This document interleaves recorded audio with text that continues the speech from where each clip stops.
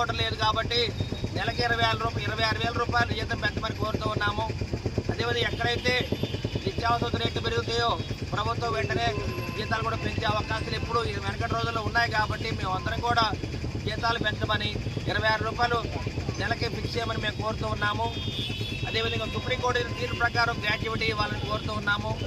మరి అంగన్వాడీ టీచర్లు ఎవరైతే చనిపోయారో వాళ్ళ ఇంట్లో కూడా తప్పనిసరిగా ఉద్యోగం కల్పించాలని చెప్పి మేము ప్రభుత్వానికి కోరుతూ ఉన్నాము.